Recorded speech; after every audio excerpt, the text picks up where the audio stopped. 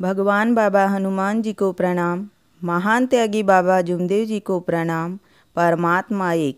आजच्या व्हिडिओमध्ये आपण नियम नंबर 32 सेवकांनी कुटुंबात व सेवकात वाईट शब्दात बोलू नये हा नियम सेवकांना का दिला गेला आहे व आजचे सेवक व सेविका या नियमाचे पालन आपल्या जीवनात करतात का याबद्दल आपण माहिती करून घेऊयात। आपल्या सर्व सेवकांचे सद्गुरू महान त्यागी बाबा जुमदेवजींनी जेव्हा एका भगवंताची प्राप्ती केली तेव्हा भगवंतांनी बाबांना आपला परिचय त्यांच्या आत्म्यात करून दिला। या क्षणापासून बाबासुद्धा प्रत्येक मानवाच्या आत्म्यात भगवंताला पाहू लागले आणि म्हणून बाबांनी कुणालाही आपल्या पाया पडू दिल्या नाही। कारण जेव्हा एक आत्मा दुसऱ्या आत्म्यासमोर झुकतो तेव्हा त्या आत्म्यात विराजमान त्या भगवंताचा अनादर होतो। कारण प्रत्येक मानवाच्या आत्म्यात एका भगवंताचा वास असतो। याची ओळख बाबांना झालेली होती आणि हीच ओळख बाबांनी मार्गातील प्रत्येक सेवक सेविकांना करून दिली। बाबांनी या मार्गात प्रवेश करणाऱ्या प्रत्येक सेवक सेविकांना या मार्गाची भाषा व बोलण्याची पद्धत एका विशिष्ट तऱ्हेने सांगितलेली आहे। बाबांनी या मार्गातील सेवकांना 4 तत्व, 3 शब्द, 5 नियमाच्या रूपात ही पद्धत दिलेली आहे।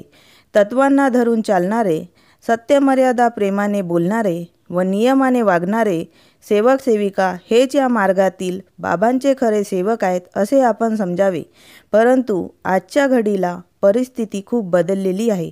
आज सेवक सेविकामध्ये एकतेचा अभाव दिसून येत आहे।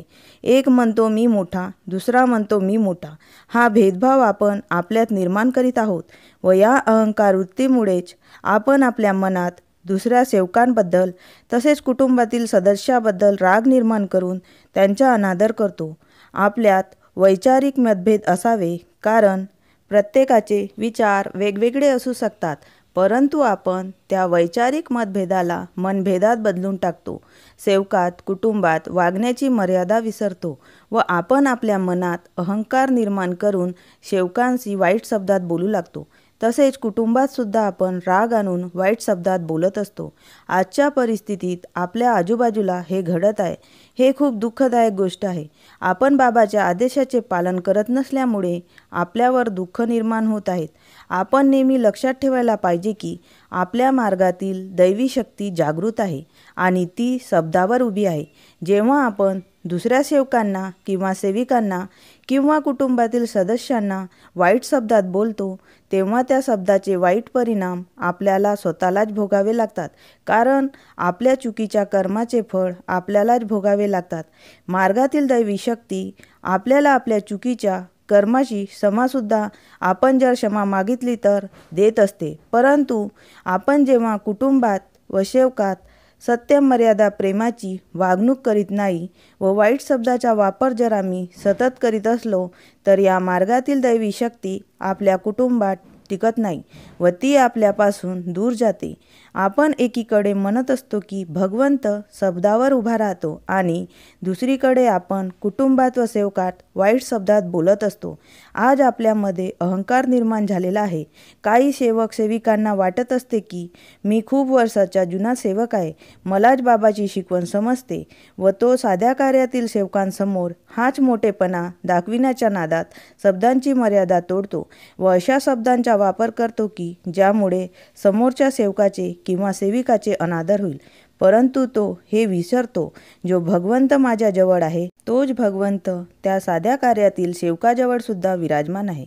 आपण जर कुण्या सेवकाला किंवा सेविकाला वाईट शब्दात बोलतो तेव्हा आपण त्या सेवकाचा किंवा सेविकाचा अनादर करीत नाही तर त्याच्या आत्म्यात विराजमान त्या भगवंताचा अनादर करीत असतो व आपल्या बाबांनी दिलेल्या शिकवणीचा व त्यांच्या आदेशाचा सुद्धा अनादर करीत असतो। परंतु बाबांनी आपल्याला सांगितले आहे की या मार्गात मानव मर्जी चालणार नाही तर भगवंताची मर्जी चालत राहणार आणि असे जर कुणी करण्याचे प्रयत्न करील त्याला त्याच्या जीवनात खूप वाईट परिणाम भोगावे लागणार। या मार्गातील सेवक सेविका यांचे जीवन हे दुसऱ्यासाठी प्रेरणादायी बनावे. आपले सुखी समाधानी जीवन बघून या मार्गात दुःखी लोकांना येण्याची ओढ निर्माण व्हावी, अशी आपली वागणूक असावी. मानवामध्ये मानवतेची वागणूक निर्माण व्हावी, म्हणून या मार्गातील सेवक सेविकांना कुटुंबात व सेवकात वाईट शब्दात बोलू नये हा नियम दिला गेला आहे. जर आपल्याला आपल्या कुटुंबात सुख समाधान आनंदी वातावरण निर्माण व्हावे असे वाटत असेल तर मार्गातील प्रत्येक सेवक सेविकांनी या नियमाचे पालन आपल्या जीवनात करावे, हीच विनंती. नमस्कार जी.